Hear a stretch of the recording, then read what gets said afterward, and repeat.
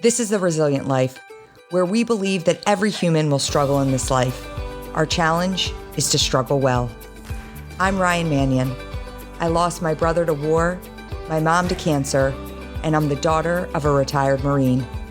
I'm also a wife, mom, author, and president of one of the nation's leading veteran service organizations.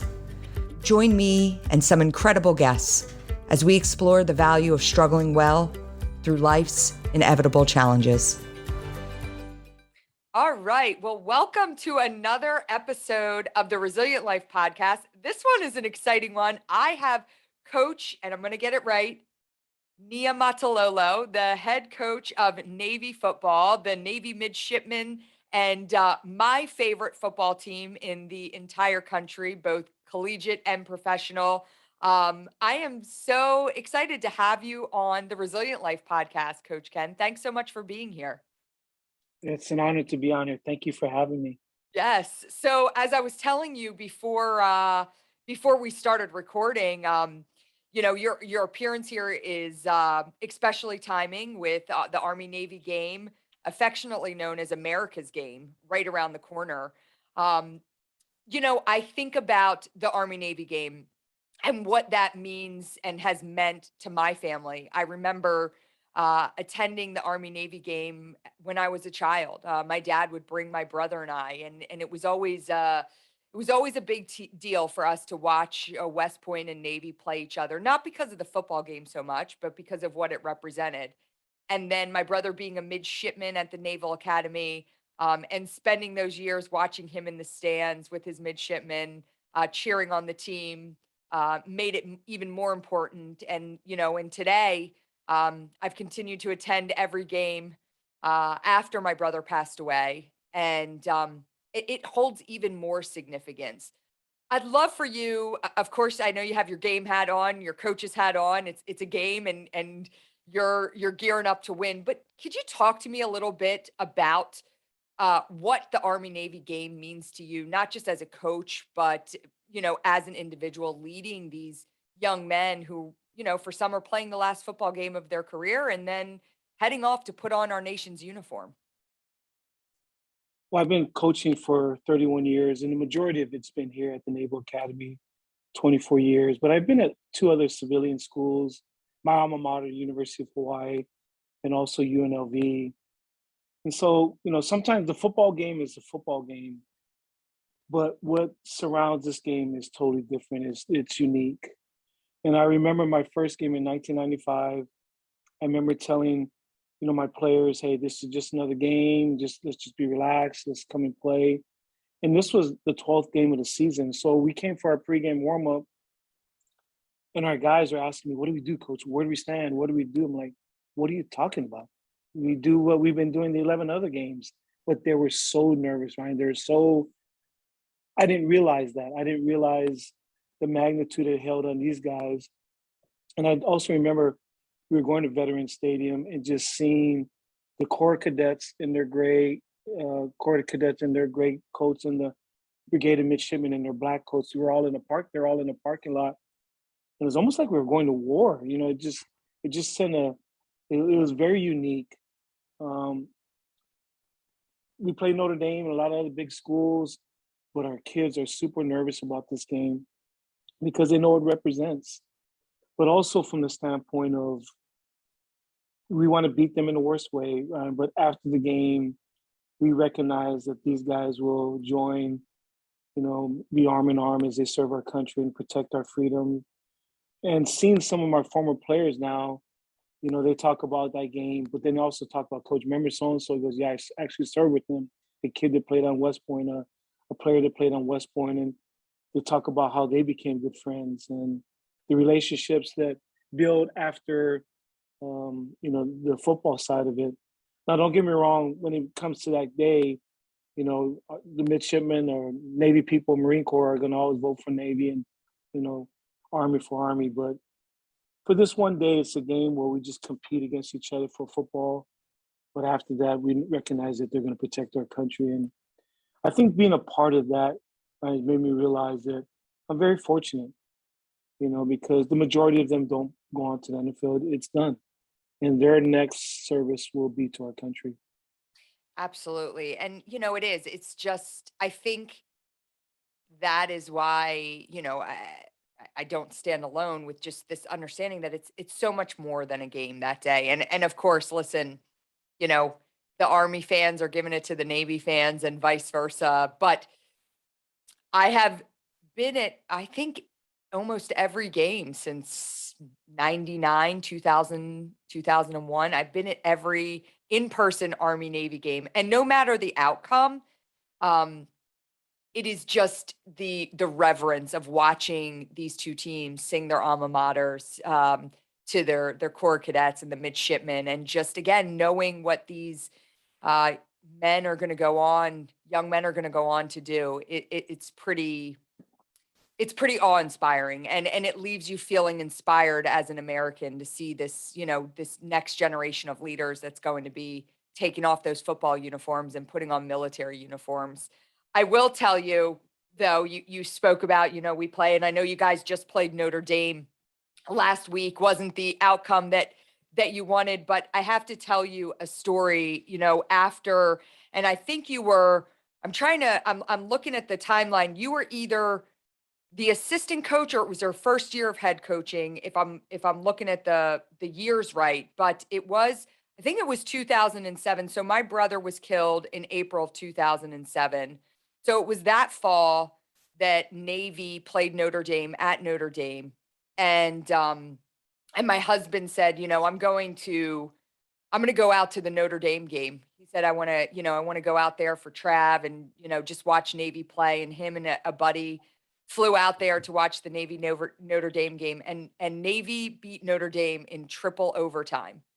And my husband still to this day talks about that game as the most incredible football game he's ever watched in his lifetime. And I remember he called me out after the game and he was like, I felt like Travis was there. It was like the first Navy game he had seen since Travis was killed. And he was just like, it was electric. And so, I think moments like that and you talk about this, these guys aren't necessarily going into the NFL, and they're playing against teams like Notre Dame, and they're going up against some of these really competitive teams. But they still have the grit and the gumption to pull out some of these big games. It's pretty incredible, and it must make you have a different understanding of the type of young men you're working with, on your team than, frankly, a typical coach is getting at a different university. No, there's no doubt in my mind that your brother and others were there, because there are things that happened that game, like the ball would fall or they would drop a pass. Like, whoa, how did that happen? So we definitely got some help that game. And I was actually still an assistant, but it was a great game to beat them in 2007. But we got some help that game. I mean, Yeah. that was a really good team, but it is a special place, right? And it just makes you realize that very fortunate the type of young men that you coach here, the people that go to school here, the young men and the young women, they're elite.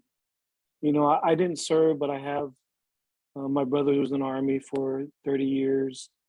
My dad served in the Coast Guard. I have family members in the military, but I never served. I was just looking at my stomach. I'm not a military person, but um, I have great respect for them. I have great respect for what they do for our country, and I always say this all the time when I, talk. It's just, our country's not perfect. I mean, but what country is? You know what I mean? But I'm so grateful for these people that decide to come and serve and protect our freedoms, because it's a great country. I mean, I'm grateful. My grandparents came to the United States for a better way of life, and I'm grateful that I've been able to provide the American dream for my kids and my grandkids. But it's because of people that have come before and people that have served. We just had Veterans Day, people like your brother, great Americans that have paid the ultimate sacrifice, that we can have these podcasts and we can live a great life in America. And so I know, being here for so long, that I'm in a unique calling. It's more than just being a head football coach, and that responsibility I don't take lightly. Yeah. I actually yesterday with the being Veterans Day, I was scrolling through Facebook, and one of my friends who was a Navy football player, Joey Fay, had posted a picture. Um, he graduated in I think '02, '03. Oh, I think '03. But he had posted a picture, and it was probably 2001. I'm assuming because um, George Bush was in the locker room with the team, and it was a picture of the back of him. You could just see Faye on the back of his jersey, and standing next to, and then President Bush is in front of him, and standing next to him is JP Blecksmith. So you see Blecksmith on the back of that jersey. And, just to think that was, 2001, the president standing there, and you see these two young kids with their football jersey on, and then, JP Blecksmith goes on to graduate, and he's one of the first midshipmen killed when he's serving in the Marine Corps.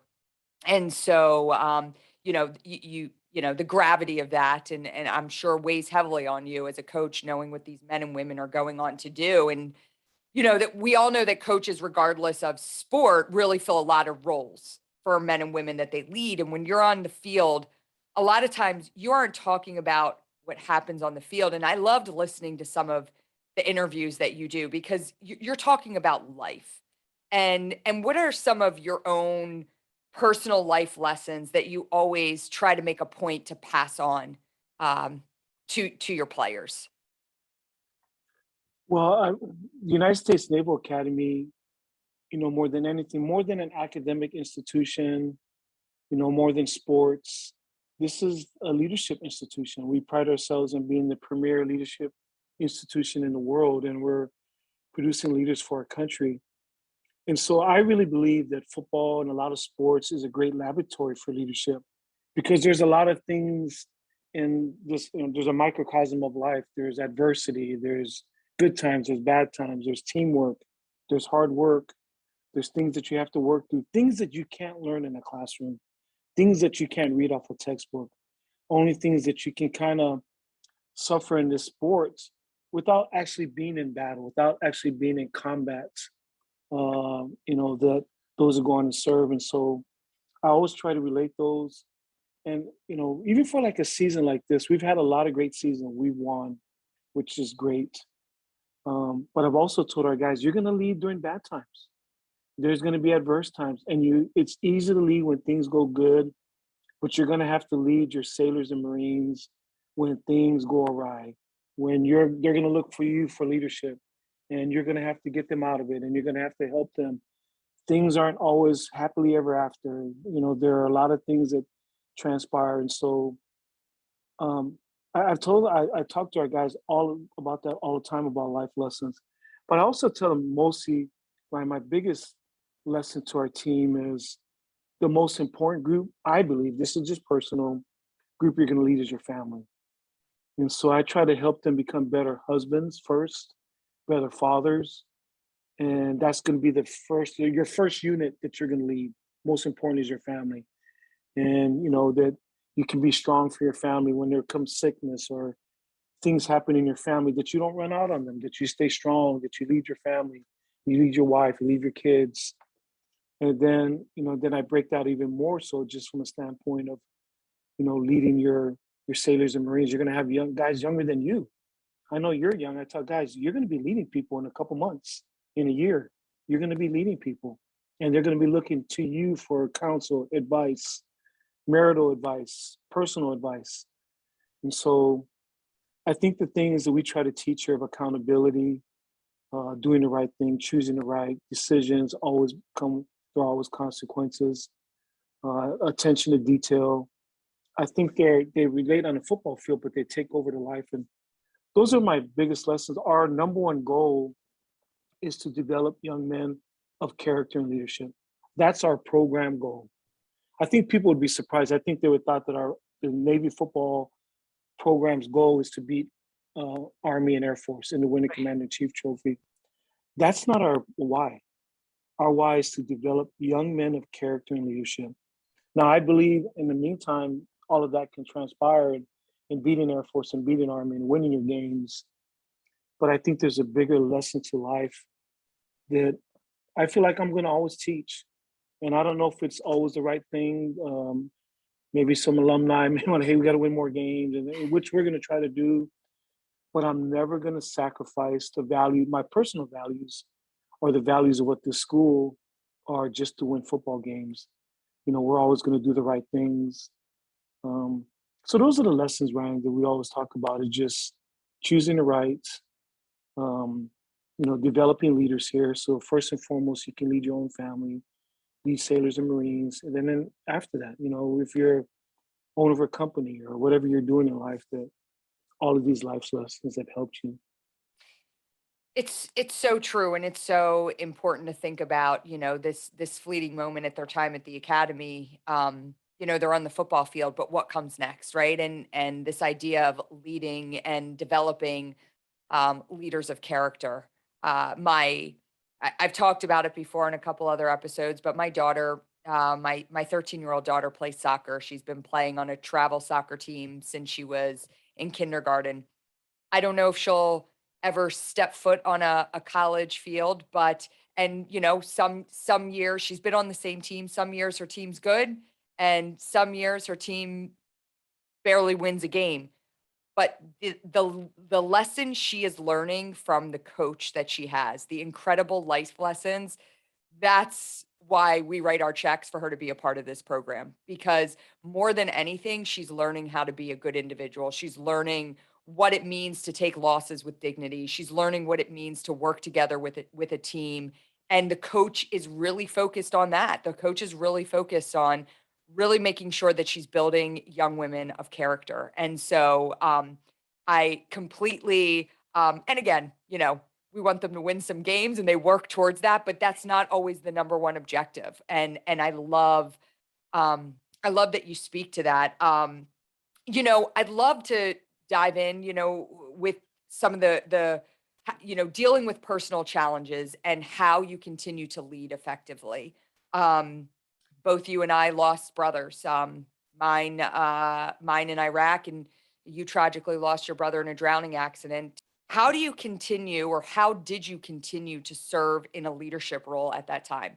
Because I'll tell you, after my brother was killed, I was crippled.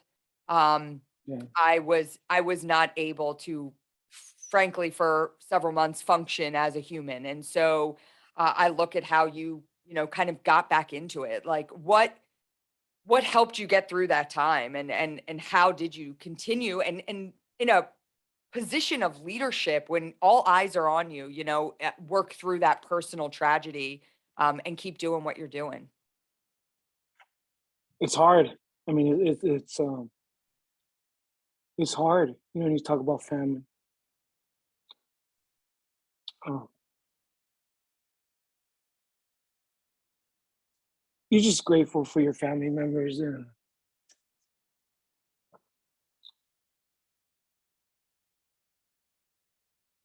sorry, I didn't know I was going to cry when you talked about my brother, but Sorry.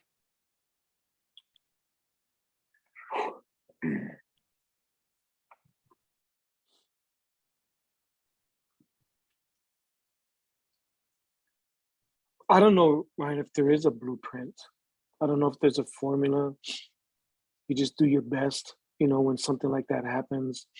You go from the euphoria of, it was actually 2015, like the best season I had ever had in my career.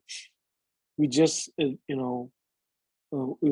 Army, and you get a call that your brother drowned, and so you get these different spectrums. You're on the utopia on this platform, and then you hear that, and like, so I'm sure you had those same things. Just like it's denial at first, but it's hard. It's hard. I mean, there's, like I said, I don't know if there's a blueprint. Um, and I just relied on my faith. Did it I'm a change you as a tragedy like that? Do you feel like it changed you as a leader, as a coach? I think it always gives you a little bit more empathy and sympathy for others, and to feel a little bit more what people are going through. Um, it just, but I think the way I've gone through some of those kinds of things is my why, and just relying on my spiritual, my faith, because those are hard. But those kind of deaths are hard. I mean, I've been to funerals of my players, which are hard. I was there when, when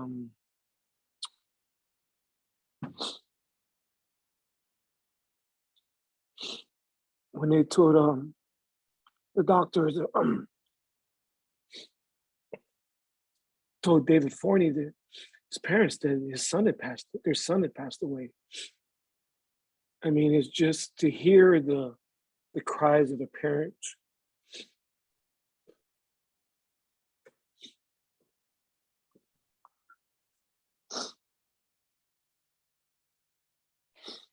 I think for me, I, outside of losing my brother, I've I've lost many of his friends that Yeah, Marines he served with, those he went to the Naval Academy with. And it's cliche, and you've heard, this idea of life is short, and you don't get to pick the minute or the hour or the day. And and so for me, after I kind of went through that denial, that shock of the loss, I really kind of resolved to say I'm not going to take 1 minute for granted. I'm not going to take 1 second for granted. My brother doesn't have that opportunity, and I'm going to live and work to be the best version of myself for him. And I think that's the best that all of us can do when we suffer a loss as tragic as losing a sibling. Um, but I think sometimes it's hard if you haven't experienced that loss to understand and to kind of have that realization of, wow, we're only here for a short time. We got to make it count. And, I, like you, leaned heavily on my faith when my brother was killed, and, when my mom passed from cancer some years ago. But I think that, when we talk about loss and when I talk about loss, I think that your grief has it has the power to change you. And but you get to decide if it changes you for the worse or for the better. And you know, I found in my just again, this is just me, and this is but just I am who I am in my leadership. I don't try to be anybody else. I just I'm a kid. I'm not a kid anymore, but I'm from from Hawaii, from the North Shore of Hawaii, from parents, American Samoan parents that have raised in a religious home that where work ethic was taught. Polynesian people are very close. They're very emotional. They love hard. They cry hard. We eat a lot, but we're family oriented. And so, in my leadership and some of the stuff when it happened, there were a lot of tears. There are a lot of tears with the parents. There are a lot of tears with my own parents. But the strength, it gave me strength that we press forward. And my thing with them is okay. And the way that I continue to keep leading, there's, like I said earlier, there's some empathy and sympathy that you feel for others. But just to continue to keep pressing forward and the lessons that you can learn, like you said, I mean, your why, whatever that is, whatever your spiritual background is. There's a picture after David Forney's passing, just our team together on a knee praying.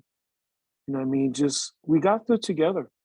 And I wasn't, I knew that, my family, my players would be looking at me, and my strength that I got is from my relationship with the Lord. But it wasn't easy. I'm a person, I mean, it's hard. But you continue to keep leading, you keep drawing on strength of your loved ones, you draw on the strength that we have some resilient young men in this program. Um, my wife, my wife was, your companion definitely helped you through all of this stuff, but just family and friends, some of the things that I've learned in my own life. I also had great coaches too. Ryan, just my high school coach was awesome. He actually tragically passed right before our first playoff game, my junior year. We ended up going to win the state championship, but he passed of a heart attack. But he was a very disciplinary type of coach, accountability, attention to detail, all the things that I do here at the academy. And so you draw on your life lessons, you draw on some of your life relationships, some of your why, you just keep pressing forward. Yeah, Yeah. absolutely. When when um when you say goodbye to seniors every year, are you thinking about those future endeavors that they may have? I mean, do you think that you say, you've coached at a couple different places, but coaching at Navy, how does saying goodbye to them hit differently than it would at some of the other places you've coached? Well, you can see I'm a crybaby. Yes, I mean, I always cry at senior day. It's always really hard to say, I mean, I see the parents, they come with their sons and to see them and to see their sons graduating, it's hard. I mean, you're excited too. I always have a senior barbecue where I have all the seniors come, and probably one of the coolest things I do as a coach, right? So I just come and invite them. It's their April of their senior year. I just cook for them. And I think at first they're like, "Hey, coach, well, we're coming to your house for what?" And it's always funny because they always come there and they're like sitting around because I'm still their coach. Yeah. Like, guys, you guys do whatever you want. You guys go have fun. Don't talk to me. Go talk with your brothers. I'm just here to barbecue the meat. You don't have to talk to me. Right. So my wife and I just serve them.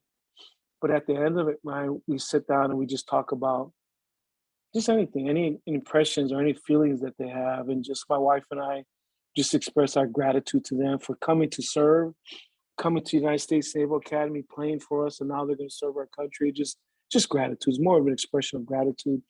And I don't know a better way. It's just our ways to show my gratitude by feeding people.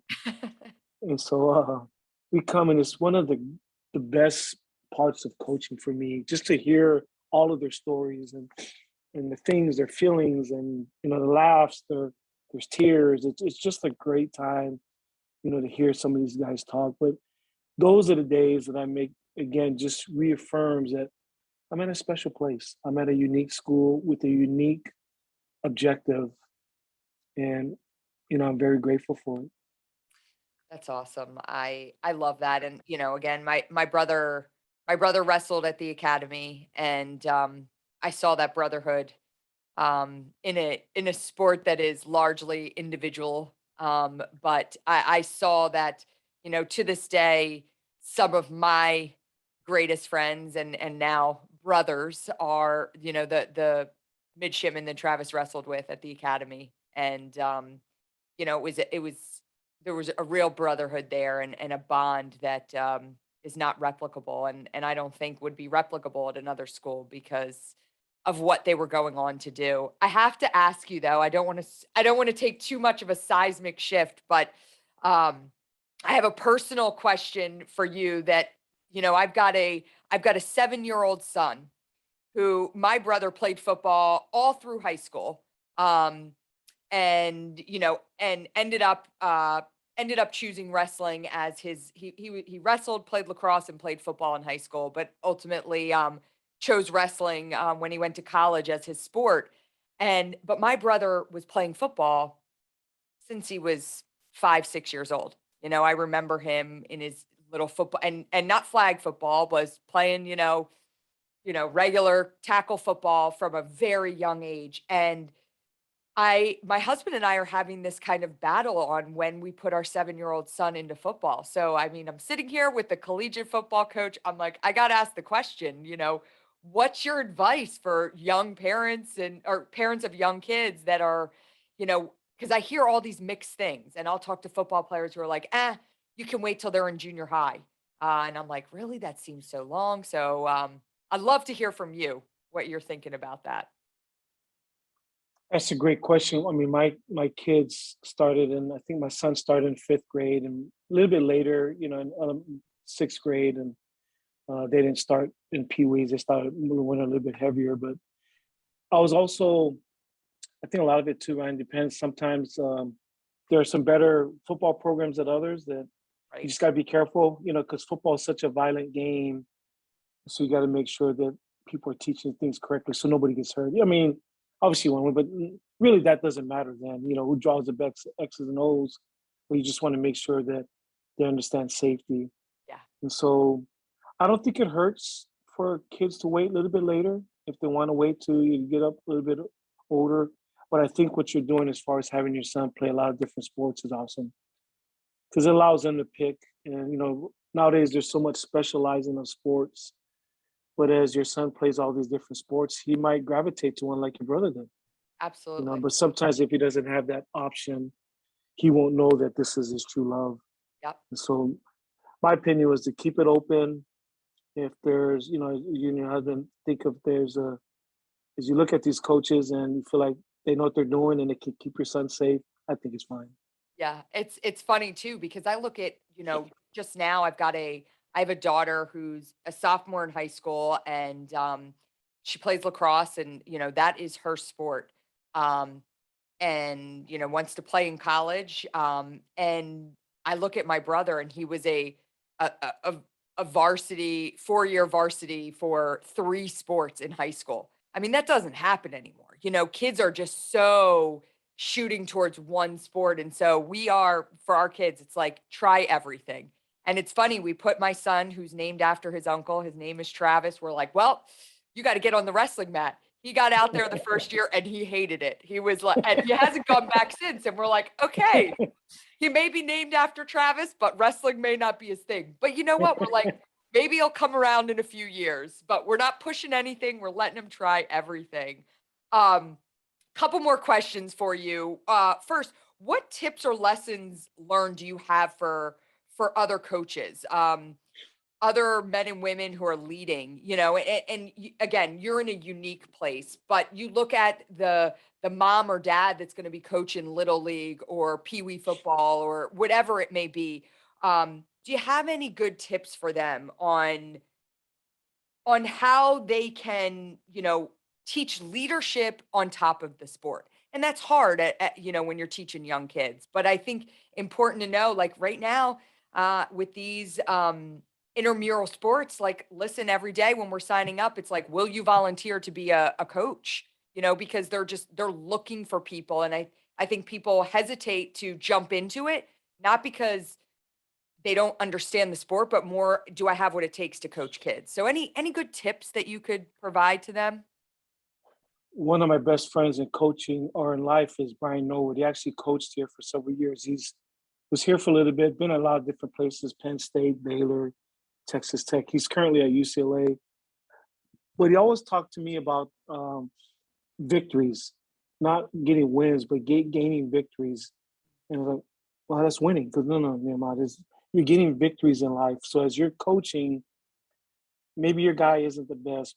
Maybe you're not winning, but you see your player improving. You see him getting better at a certain skill. You see his discipline get better. You see his pad level get better. You see him getting faster and stronger.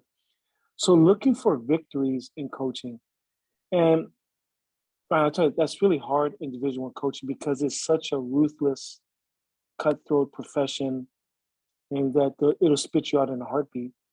And so that lesson that he talked to me about, he calls me Nehemiah, when you're in this, just think about looking for victories, small victories in your coaching.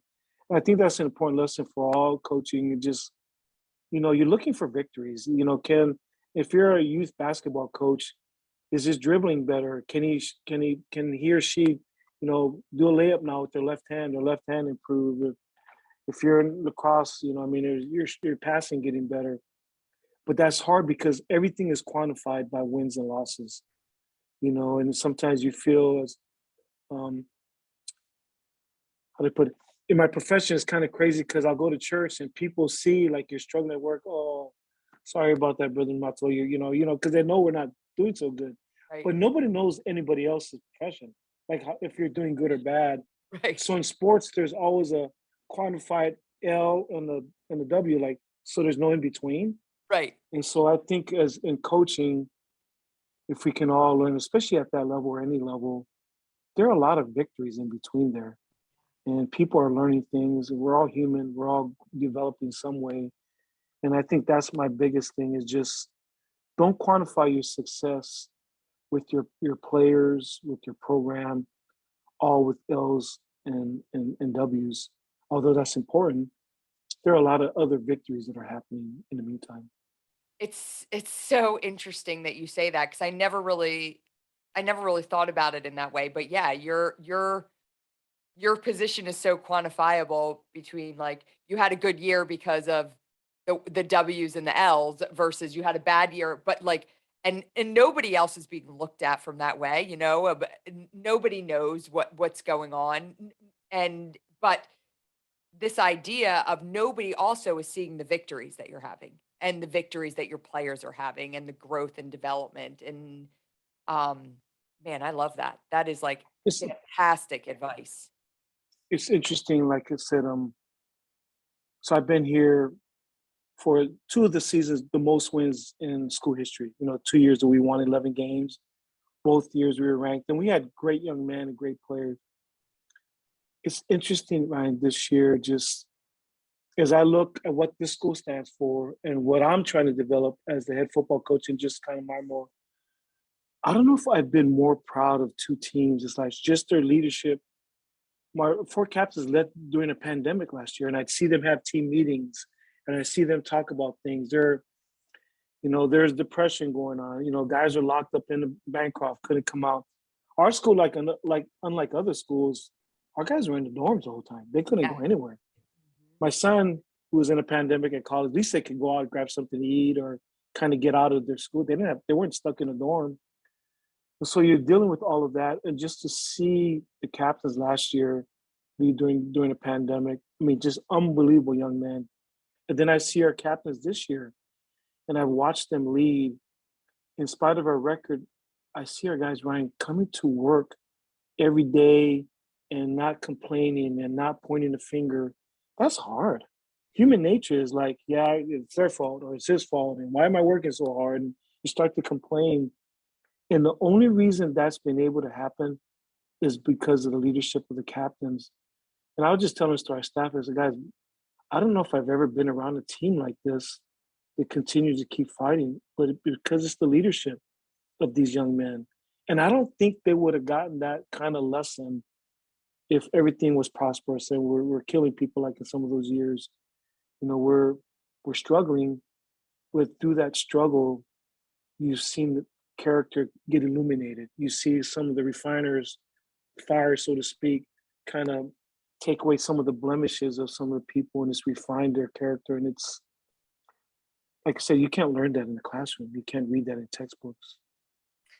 If I didn't think I could love the Navy football team anymore, but man, I'm again, I'm such a fan. When I told my dad that I was going to be, my dad's a retired Marine Corps colonel. When I was sharing with him that I was going to be interviewing you, and he's on the foundations board at the academy, so he's had the privilege to hear you speak and address them. And he said, you know, you got to know that for Coach Ken, it's about building leaders, and and that really exudes in everything that you shared. And so it's incredible to just kind of hear it straight from your mouth. And you've got big fans that talk about everything you've talked about. They get and they understand that you are building leaders, that it's more than just a game. And I love this idea of victories outside of wins and losses. It's so incredibly true.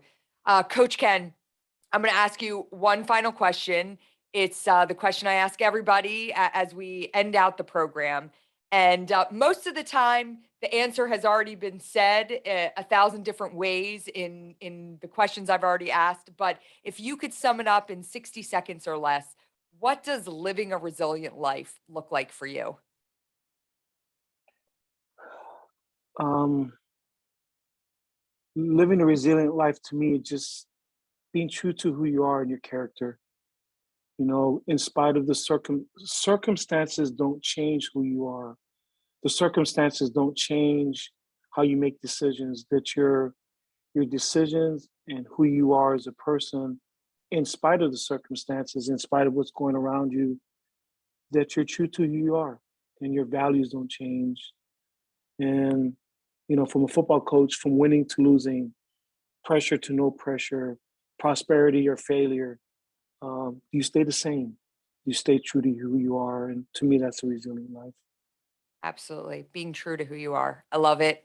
Coach Ken, thank you so much for joining us today. I know that there are quite a few Army fans that listen to our podcast, but I am an unapologetic, forever Navy football fan, and I think that regardless of who you're rooting for this game, you're going to take a lot from this conversation and have a deeper appreciation for what Navy football is all about.